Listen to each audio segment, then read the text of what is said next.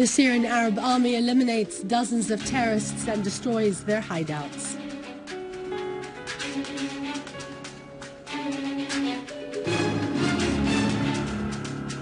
Iraqi forces regain control of new areas and ISIL terrorists suffer heavy losses.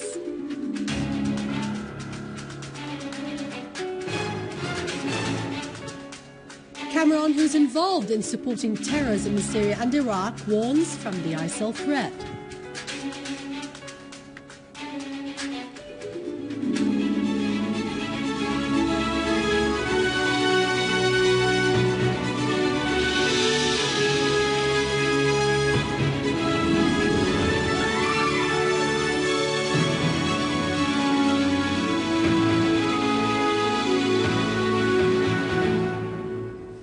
Good afternoon. Welcome to our news bulletin. I'm Dania Nizam.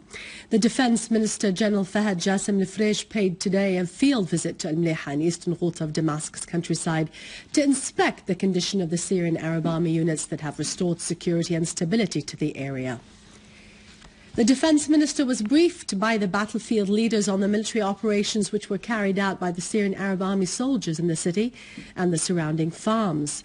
General Al-Fresh praised the high morale of the Syrian Arab Army soldiers who are doing their sacred duty of defending the homeland, asserting that their recent achievement of restoring security to al-Mleiha is an important step to eliminate the remaining hotbeds of terrorism in eastern Ghouta.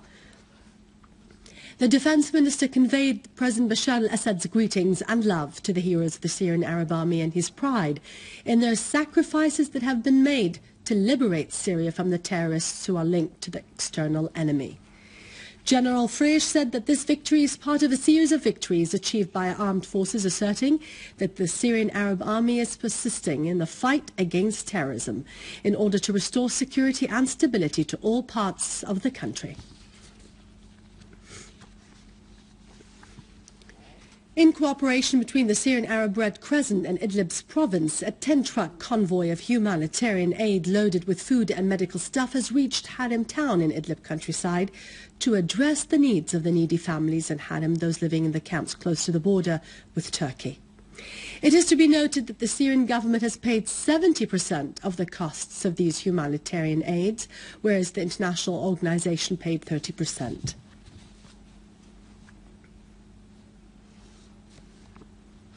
In DeirEzzour province, locals have destroyed a headquarter used by terrorists of the so-called Islamic State in Iraq and the Levant in al-Mayadeen city. Other terrorists from the so-called Islamic State of Iraq and the Levant have been killed in al-Kharita, and one of their machine gun-equipped vehicles was confiscated. Moreover, in an act of revenge, a young man detonated himself in a headquarter used by the terrorists of the ISIL, killing two of its leaders, Faiz al-Rafdan and Ali Jassim al-Rafdan.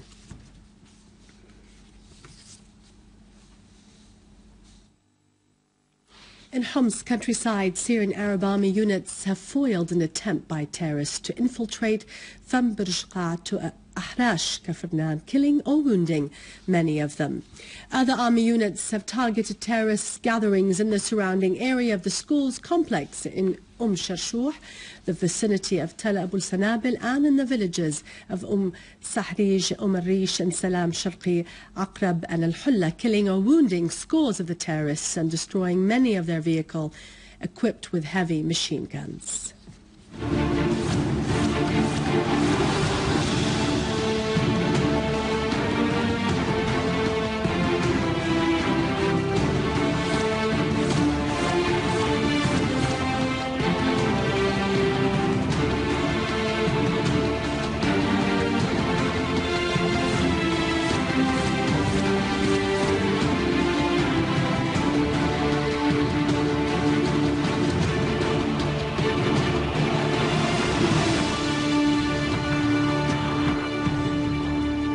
Iraqi Ministry of Defense has said that it controlled the areas of the so-called Baghdad Belt and the 17th Brigade, adding that the Iraqi forces killed 116 terrorists, among them Shawah Mahmoud al-Hafyan, nicknamed Abu Anas Al-Jolani, who was one of the prominent aides of Abu Bakr al-Baghdadi. An Iraqi military source has indicated that the Iraqi forces were marching forward towards Mosul city and liberating more regions on its way.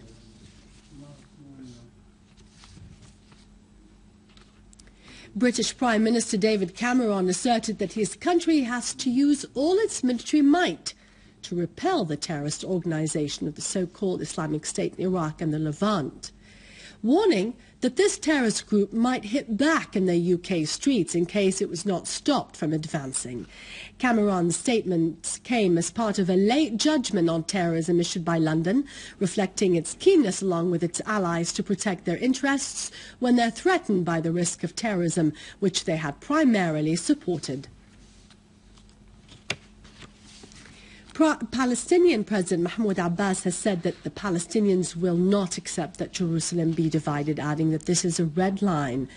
Chairing a meeting with the Palestinian leadership, Abbas added that the ultimate goal of the Palestinian delegation that is taking part in Cairo's talks was to put an end to killing and destruction, pointing out that there was no alternative to the Egyptian initiative and that the Palestinians are adherent to the Egyptian initiative.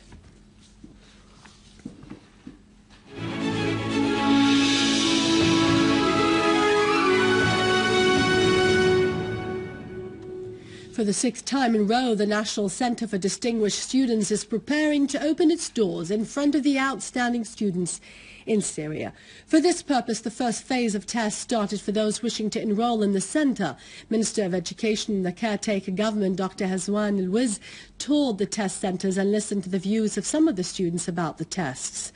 The students confirmed their intention to move forward and pass the first stage of the test in order to reach the second phase of a multi-intelligence test, and then to get to the third, in which the students will be interviewed at the University of Damascus and would undergo evaluation of their behaviour and the degree of their adjustment in the new environment.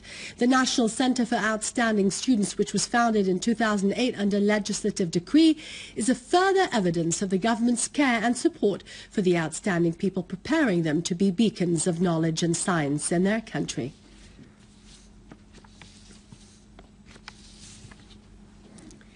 The National Commission for the Syrian Scientific Olympics, in cooperation with the Ministry of Education, started the scientific Olympic exercises for the secondary school teachers of mathematics, physics, chemistry, informatics and natural sciences. The Syrian teams which have participated in the International Scientific Olympics have garnered several prizes, including 1 silver and 2 bronze medals at the International Olympics for Mathematics and Informatics in Kazakhstan, in addition to a silver medal in the Global Olympics for Informatics, which was held in Taiwan. The Syrian teams have also won a bronze medal in the World Olympics for Chemistry, which was held in Vietnam. In addition to that, the Syrian scientific teams have won several certificates of appreciation in the domains of mathematics and physics at the World Scientific Olympics in Kazakhstan. Earlier in the year 2013, the Syrian scientific teams won 2 medals in chemistry and 2 others in physics at the Global Olympics in Russia.